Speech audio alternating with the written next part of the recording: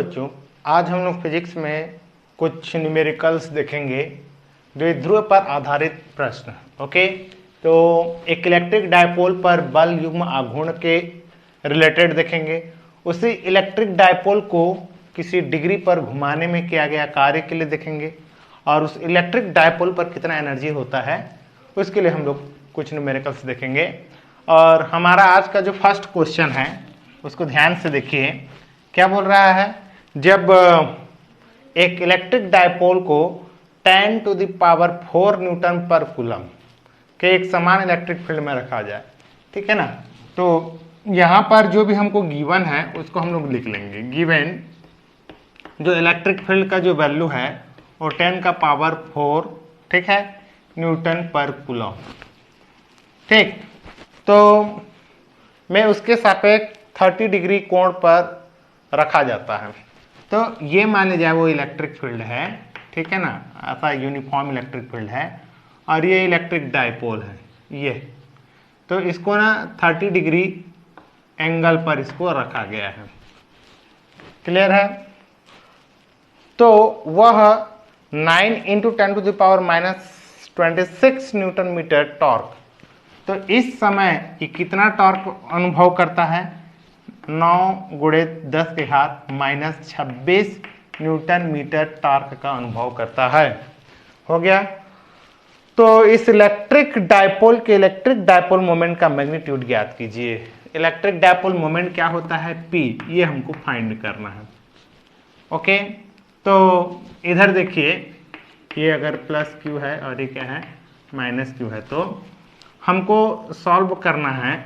हमको पता क्या है, टॉर्क = PE sin थीटा। तो टॉर्क कितना लग रहा है ना, तो 9 × 10⁻⁻26 P हमको नहीं पता, लेकिन इलेक्ट्रिक फील्ड कितना है 10⁴, ठीक है ना, E के जगह में, और यहाँ sin 30 का वैल्यू क्या होता है 1/2 होता है। तो इसको इधर मल्टीप्लाई कर देंगे तो 9 दूनी 18 हो जाएगा, गुणित 10 के घात कितना हो जाएगा -26, और इसको इधर ले आऊँगा डिवाइड, तो 10 के घात कितना हो जाएगा 4 = P हो जाएगा, ठीक है ना। तो यहाँ पर P = कितना हो जाएगा 18 × 10⁻⁻30, ये हमारा क्या हो जाएगा, आंसर हो जाएगा। मतलब क्या है ये, इस इलेक्ट्रिक डायपोल का electric dipole moment, that means P = Q × 12, है ना। इस चार्ज का परिमाण और इनके बीच का जो प्रभावी लेंथ है, effective length of electric dipole, उन दोनों को मल्टीप्लाई करेंगे तो ये आंसर देगा हमको।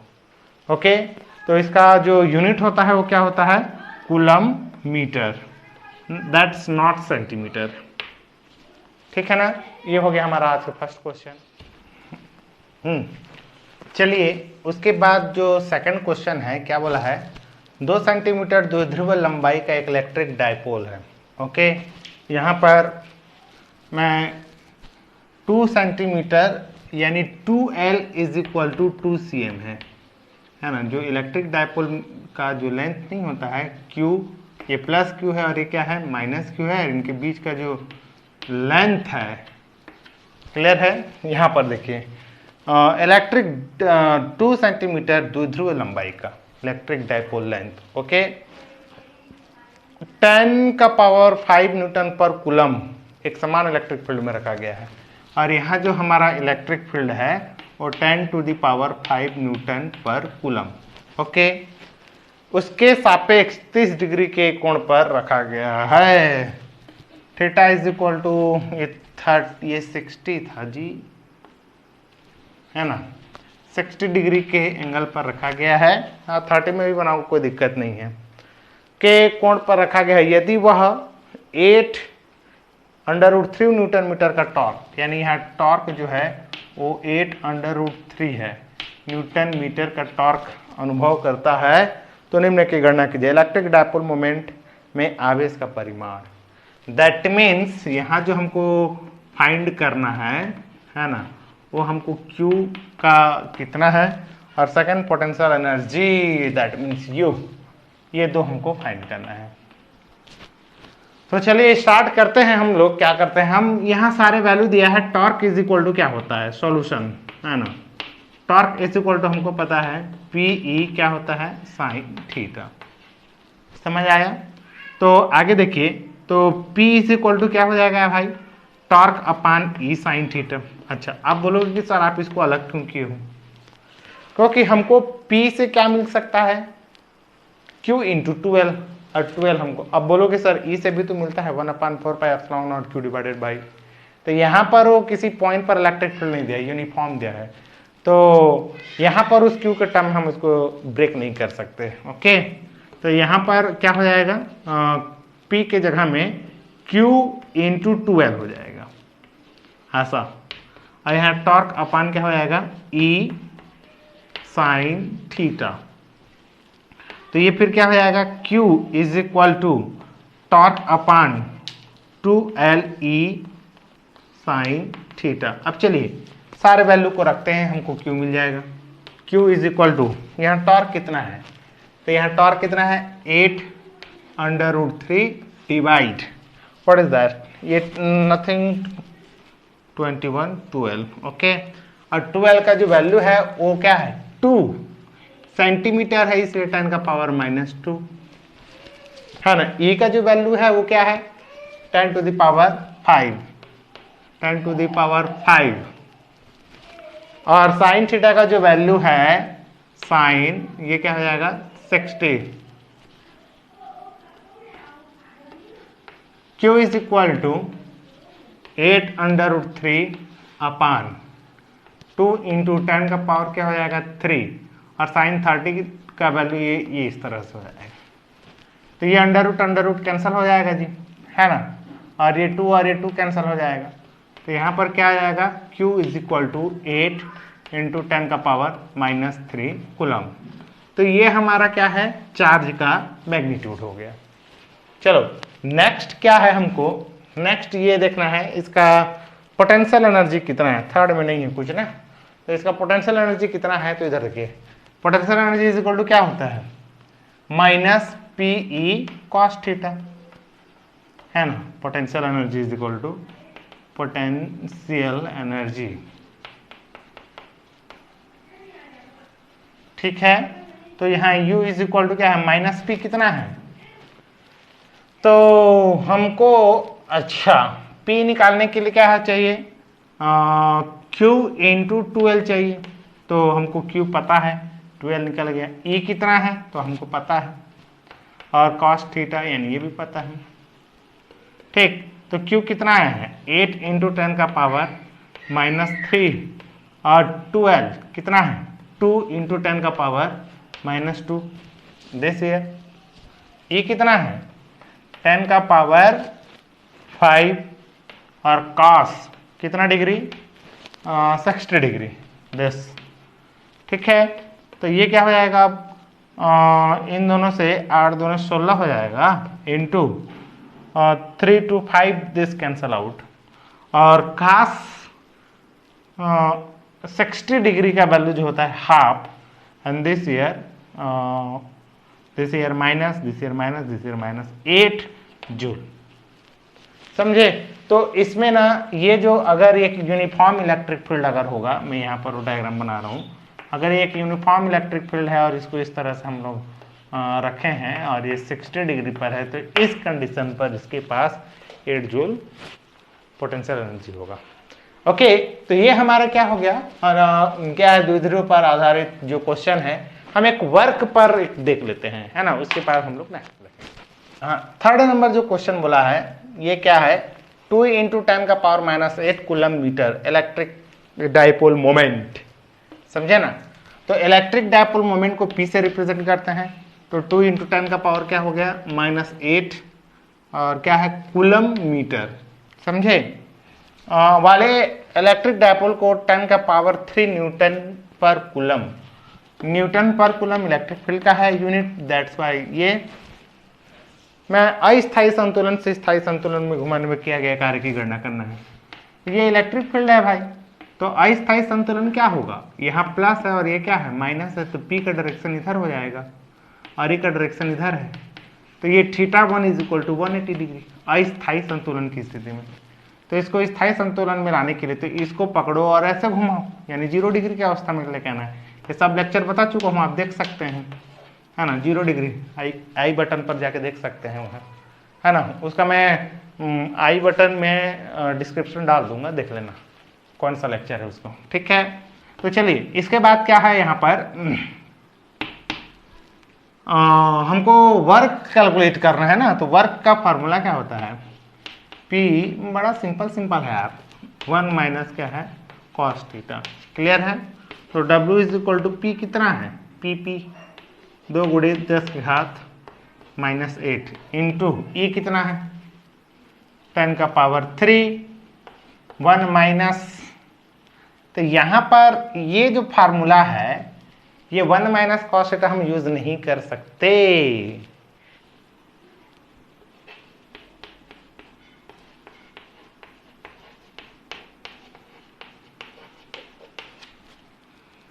तो इधर देखिए बता दे रहा हूं मैं, ये हम पहला क्या मानते हैं θ1, है ना। तो θ1 से θ2 इस तरह से घुमाने में, समझे ना। तो यहां पर 2 एंगल दे दिया है तो इसलिए इसको हम लोग यूज करेंगे। और ये क्या है, स्थायी संतुलन की स्थिति से कुछ डिग्री घुमाने में किया गया कार्य का फार्मूला है ये, है ना। इस बात को ध्यान देंगे क्योंकि यहां पर cos 0 डिग्री रहेगा तो ये तो 1 हो जाएगा। खैर आप देख लेंगे तो यार समझ में आ जाएगा वहां। तो यहाँ W इज इक्वल टू क्या हो जाएगा, P का वैल्यू रख दीजिए, 2 गुणे 10 की घात कितना है -8 इंटू E का मान कितना है 10 की घात 3 और यहाँ cos थीटा cos θ1 180 डिग्री हो गया 180 डिग्री माइनस cos 0 डिग्री। तो W इज इक्वल टू क्या हो जाएगा 2 गुणे 10 की घात -3 नहीं ये 5 हो जाएगा और इसका वैल्यू -1 ये क्या हो जाएगा -2 और -2 इंटू 2 -4 इंटू 10 का पावर -5 जूल। इतना हमको वर्क करना पड़ेगा, यानी इस स्थिति से ऐसे घुमाने में। ओके, तो ये हो गया हमारा वर्क से रिलेटेड, है ना।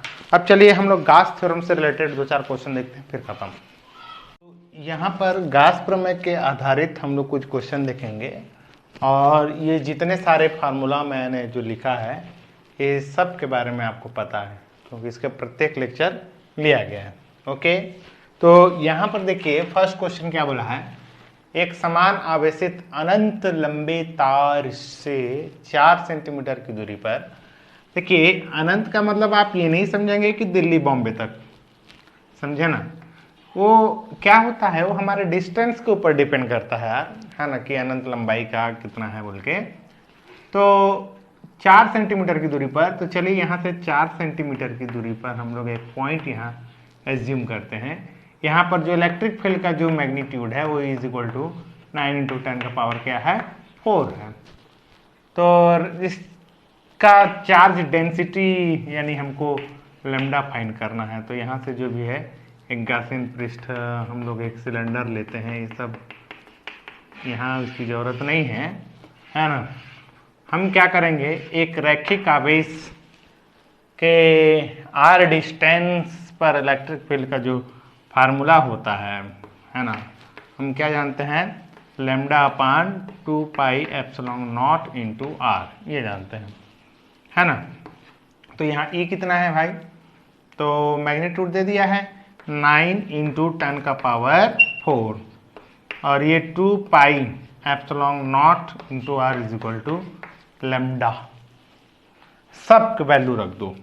हम ना 2 का मल्टीप्लाई कर देते हैं, इसको 4 कर देता हूं और इसको 2 कर देता हूं, समझ आया ना। और हमको 1/4πε0 का वैल्यू क्या पता है, 9 इंटू 10 का पावर 9 पता है, इसका हम लोग यहाँ यूज कर लेंगे यार। तो 4πε0 का वैल्यू क्या हो जाएगा, 1/9 इंटू 10 का पावर 9 हो जाएगा।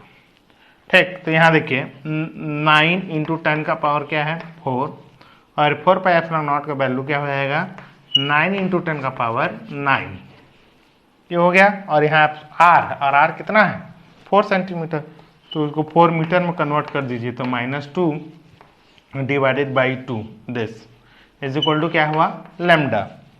तो ये 9 कैंसिल हो जाएगा, 2 1 जो 2 2 जब भी हो जाएगा। और इधर देखिए यहाँ पर 10 का पावर क्या आ जाएगा 2, और ये ऊपर चला जाएगा तो 7 है ना। तो यहाँ पर लैम्डा का जो आंसर है, lambda is equal to, congested थोड़ी हो रहा है, इधर देखिए यहाँ 4 है, यहाँ 9 है, यहाँ 2 है ना। तो 10 का पावर 4 -2 -9 ऊपर चला जाएगा तो, और यहाँ पर 2 बच गया है इंटू 2, तो ये कितना हो जाएगा लैम्डा इज इक्वल टू 10 का पावर 9 2 11, और 11 में 4 गया 7 है ना, इंटू 2। तो यहाँ पर लैम्डा इज इक्वल टू क्या होगा 2 इंटू 10 का पावर -7 क्या हो जाएगा कूलम पर मीटर। ये इसका चार्ज डेंसिटी हो गया। क्लियर है। चलिए अब ये हमारा जो है सेकेंड टाइप्स का क्वेश्चन जो है वो क्या बोल रहा है, देखिए बहुत इजी है यार। ये भी एक 12 सेंटीमीटर त्रिज्या का एक गोलीय चालक है। तो मान लीजिए मैं एक 12 सेंटीमीटर त्रिज्या का एक गोलीय चालक बना रहा हूँ, है ना। ये उसका केंद्र है और ये 12 सेंटीमीटर है। क्लियर है ना। 12 cm, यूनिट नहीं लिख रहा हूँ अभी। तो क्या बोला है, चालक को 2 × 10⁻⁻7 कूलम आवेश दिया गया है। तो ये जो गोले की त्रिज्या है वो बड़ा आर से रिप्रेजेंट करते हैं ना हम लोग, तो 12 × 10⁻2 मीटर हो जाएगा।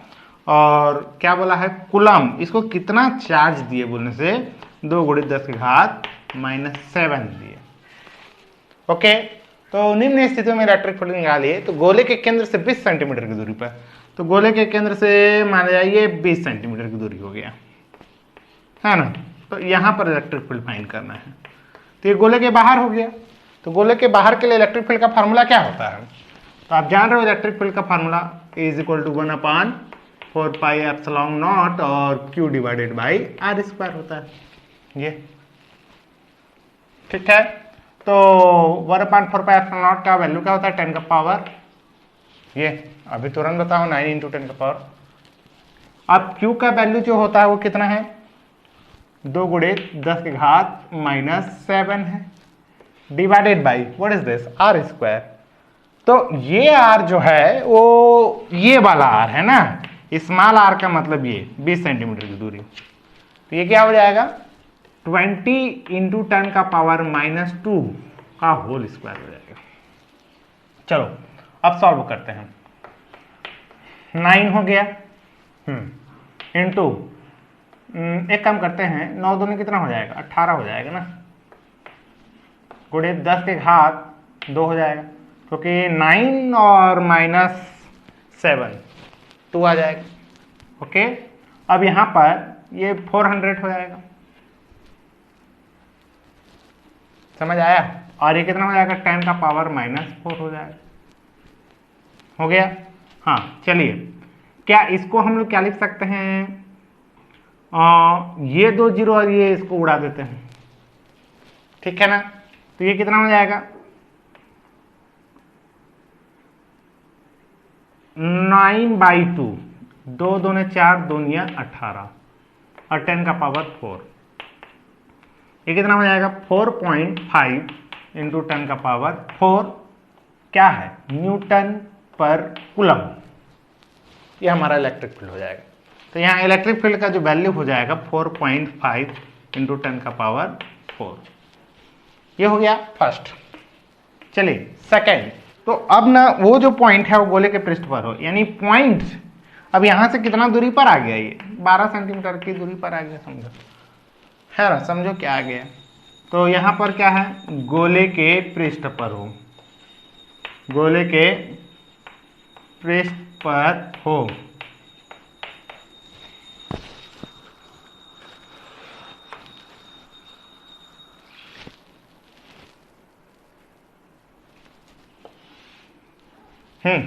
चलिए नेक्स्ट क्या है गोले के पृष्ठ पर हो। तो गोले के पृष्ठ के लिए हमारे पास फार्मूला क्या है भाई, is equal to 4 pi epsilon naught, यानी 9 इंटू 10 का पावर 9, है ना। क्यों? 2 गुणे 10 की घात ऋण 7 डिवाइडेड बाई ये 12 हो जाएगा, गुणे 10 की घात ऋण 2 का होल स्क्वायर। क्योंकि मैं इस आर स्क्वायर की जगह में मैं बड़ा आर लिखता, कहाँ गया ये, और बड़ा आर का जो वैल्यू है वो ये है। ओके, तो यहां पर आगे देखिए, तो इज इक्वल टू कितना हो जाएगा 9, 9 2 18 हो जाएगा, ये भी 9 2 18 इंटू 10 का पावर क्या हो जाएगा 2, ठीक है ना। और 12 12 में कितना हो जाएगा 144 इंटू 10 का पावर क्या है -4। तो ये किस में उड़ जाएगा, अब इसको देखते हैं। तो इसको अगर ऊपर ले जाऊंगा तो 10 का पावर 6 हो जाएगा, है ना, ये 10 का पावर 6 हो जाएगा। तो ये 9 हो गया और 2 से उड़ा दीजिए, तो 2 7 2 2 ने ये, तो 9 एकम 9 9 8 72, समझे ना। तो e इज इक्वल टू कितना हो जाएगा 1/8 इंटू 10 का पावर क्या है 6, ये +6 है ना, ये माइनस नहीं है, ये हो गया। और 1/8 का जो हम लोग इसको अगर 8 है यहाँ 1 है तो 0 0, दिस इज 1, है ना, 0.01 कितना आएगा 2, फिर 0 हो गया, यहाँ कितना आएगा 4, ये तो ये कितना हो जाएगा, यहाँ पर देखते रहिए, मैं यहीं पर बता दे रहा हूँ ना।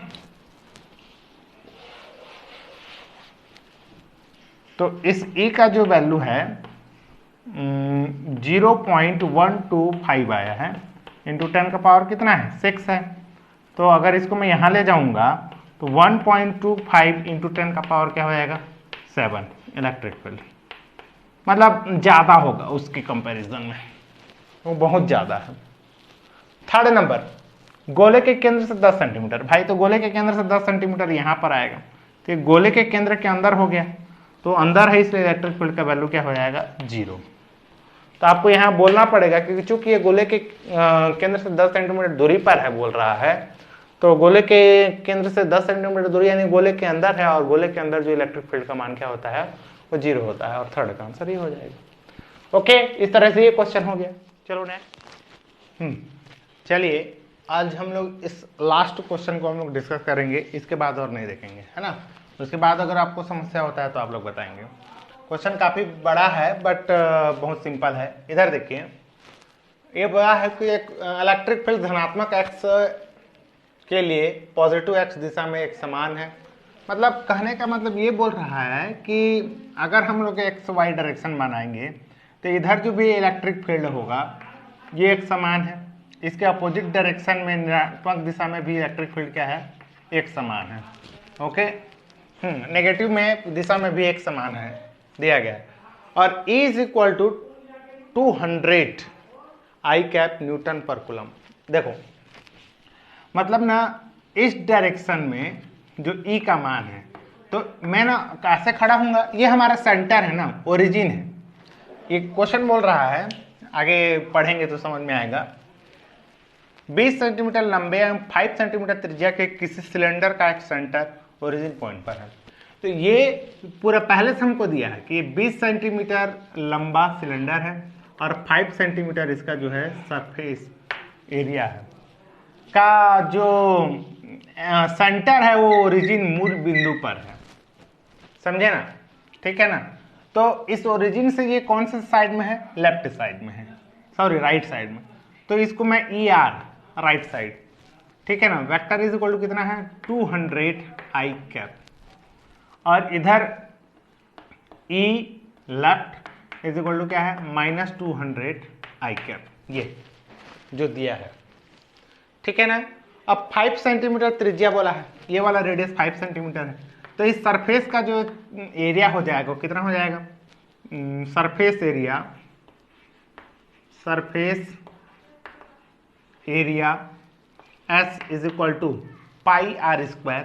तो पाई आर स्क्वायर यानी 5 इंटू 10 का पावर -2 स्क्वायर हो जाएगा। कुछ समझ में आया, क्योंकि ये सेंटीमीटर है, इसको मीटर में कन्वर्ट करना है। तो सरफेस एरिया कितना हो जाएगा यार, 25 गुणित 10 के घात यानी 25 पाई गुणित 10 के घात -4 मीटर स्क्वायर हो गया। ये सरफेस एरिया इसका भी वही होगा और इसका भी वही होगा, सेम। ओके हाँ, तो यहाँ पर क्या बोला है, सेंटर पर है एलोंग एक्स एक्सिस चित्र में दर्शाया गया है कि x = 10 सेंटीमीटर पर पहला, यहाँ पर x बराबर कितना है 10 सेंटीमीटर पर पहला फलक और x बराबर -10 सेंटीमीटर इधर है ना, क्योंकि ये ओरिजिन है तो इधर प्लस होगा, इधर क्या होगा माइनस, दूसरा फलक है। ये सिंपल एक जानकारी दिया है यार, क्लियर है। तो यहाँ पर क्या बोला है कि प्रत्येक सरफेस पर फ्लक्स ज्ञात कीजिए। तो चलो इस सरफेस पर फ्लक्स ज्ञात करना है ना। फर्स्ट मैं फाई लेफ्ट लिखता हूँ, तो फाई लेफ्ट लिखूंगा तो क्या हो जाएगा, E vector and D S vector हो जाएगा, समझे। तो फाई आर = क्या हो जाएगा, तो यहाँ पर मैं ई आर लिखूंगा यार, ये देखो, तो E R D S cos क्या है 0 डिग्री, नहीं समझे। अब ई आर कितना है यहाँ पर, अगर इसका मैं मैग्नीट्यूड निकाल दूं तो ये कितना हो जाएगा 200। डी एस तो आपको पता है अगर यहाँ पर मैं डी एस लिखूंगा तो यहाँ डी आर हो जाएगा, लेकिन अगर फुल फाई लिख रहा हूं तो ये फुल एस हो जाएगा, तो मैं यहाँ कुछ गड़बड़ कर दिया, तो ये ऐसा। तो सरफेस एरिया कितना हो गया हमारा 25 पाई इंटू 10 का पावर -4 और cos 0 का वैल्यू 1। ओके 25 दोनों 50 हो जाएगा और यहाँ 2 0 लग जाएगा, गुणित 10 के घात कितना है -4 और यहाँ पाई है तो पाई लगा दीजिए। हाँ, इसके बाद फाई आर कितना हो जाएगा, फाई आर लेफ्ट साइड पर हम लोग फ्लक्स निकाल रहे हैं ना, तो ये कितना हो जाएगा 10 के घात 3, 10 के घात 3 और यहाँ कितना है 10 के घात 4। तो 10 के घात 3 कैसे होगा ना, 5 गुणे 10 के घात 3 ना, 10 के घात 3 और 10 के घात 4, 10 के घात 1 बचेगा, ठीक। तो 5 पाई इंटू 10 का पावर -1, ये हमारा राइट साइड का क्या हो गया फ्लक्स। अगर पाई का वैल्यू रखना चाहते हैं तो 22/7 इस तरह से होगा, याद रखेंगे, ठीक।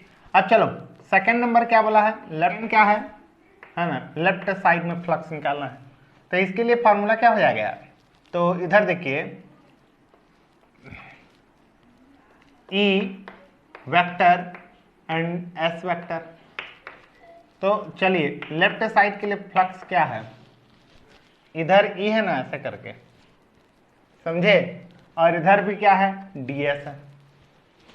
तो अगर इस फार्मूला बेस से बनाएंगे तो आपको इजी होगा, अगर ई आई के बेस पर बनाएंगे थोड़ा प्रॉब्लम होगा। चलिए प्रॉब्लम कुछ नहीं होगा, मैं उसको ये बता रहा हूँ। चलो लेफ्ट साइड का जो है ई क्या है मैं लिख देता हूँ -200 आई कैप और यहाँ क्या है एस। चलिए आई कैप किधर है, इधर है, ध्यान से समझेंगे। आई कैप का डायरेक्शन इधर है, एक्स एक्सिस के अलोंग में होता है, और यहाँ एस कैप।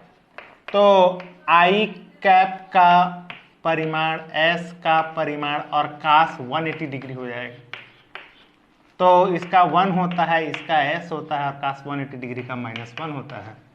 तो I और s वेक्टर दे देगा -s दे देगा, है ना। अगर समझना चाहें तो हम ऐसे समझ सकते हैं ना, तो फिर ये जिंदाबाद है भाई, नो प्रॉब्लम, आंसर हमारा राइट आएगा, ठीक है ना। तो ये क्या है लेफ्ट साइड का ना, तो phi L is equal to क्या हो जाएगा -200 हो जाएगा, और I dot S vector what is this -s, तो ये माइनस माइनस प्लस और s। तो यहाँ phi L is equal to 200 into S का वैल्यू क्या है हमारा सरफेस एरिया 25 पाई इंटू 10 का पावर -4। सेम आंसर आएगा यार, क्योंकि सिमेट्री है ना ये, तो वही 5 पाई इंटू 10 का पावर -1 है ना। और इसका यूनिट क्या होता है आपको अच्छी तरह से पता है। हो गया, यूनिट में क्या आएगा बोलिए, क्या होगा न्यूटन मीटर स्क्वायर पर कूलम। चलो उसके बाद क्या बोला है, सिलेंडर के कर्व सरफेस पर फ्लक्स निकालना है। तो कर्व सरफेस का ये इधर है और इलेक्ट्रिक फील्ड इधर है, अलोंग एक्स एक्सिस से बोला है ना। तो इनके बीच में क्या बन गया 90 degree, that's why curve surface पर जो फ्लक्स है वो क्या हो जाएगा 0। ओके एक